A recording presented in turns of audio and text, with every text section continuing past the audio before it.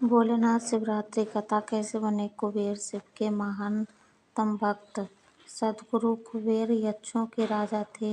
यक्ष बीच का जीवन होते हैं। वे ना यहाँ के जीवन में होते हैं और ना ही वो पूरी तरह से जीवन के बाद वाली स्थिति में होते हैं। कहानी कुछ इस तरह है कि रावण ने कुबेर को लंका से निकाल दिया और कुबेर को मुख्य भूमि की ओर पलायन करना पड़ा। अपना राज्य और प्रजा को खोने की निराशा में उसने शिव की पूजा करना शुरू की और एक शिव भक्त बन गया। शिव जी ने दया भाव दिखाते हुए उसे एक अन्य राज्य और संसार का सारा धन दे दिया। इस तरह कुबेर संसार का सबसे अमीर व्यक्ति बन गया।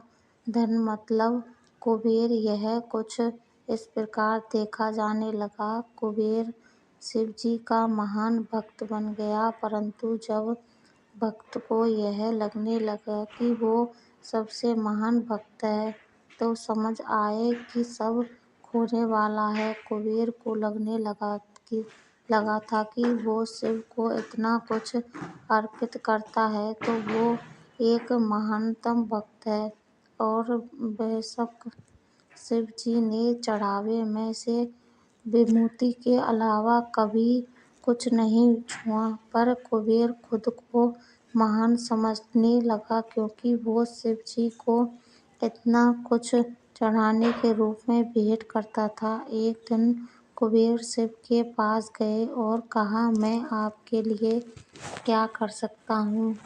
मैं आपके लिए कुछ करना चाहता हूँ। शिव जी ने कहा, तुम मेरे लिए क्या कर सकते हो? कुछ भी नहीं, क्योंकि मुझे किसी चीज़ की आवश्यकता ही नहीं है। मैं ठीक हूँ। परंतु मेरा बेटा, उन्होंने गणपति की ओर इशारा करते हुए कहा, हे लड़का हमेशा भूखा रहता है, इसे अच्छे से खिला दो, यह तो अत्यंत सरल है। कहकर कुबेर गणपति को अपने साथ भोजन के लिए ले गया। उसने गणपति को खाना खिलाना शुरू किया और वो खाते ही गए।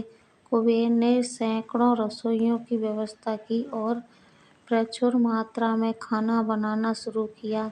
उन्होंने यह सारा भोजन गणपति को परोसा और वे खाते रहे।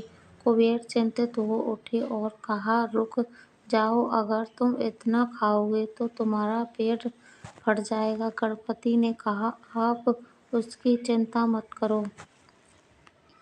देखिए, मैंने एक सांप को एक कमर पेटी के रूप में बांध रखा है, तो आप मेरे पेट की चिंता न करें। मुझे भूख लगी है, मुझे खाना खिलाएं। आप ही ने कहा था कि आप मेरी भूख मिटा सकते हैं। कुबेर ने अपना सारा धन खर्च कर दिया। कहते ही कि कुबेर दूसरे लोगों से भी भोजन मंगवा के गणपति को खिलाया। गणपति ने सारा भोजन खाने के बाद भी कहा, मैं अभी भी भूखा हूँ, मेरा भोजन कहाँ है?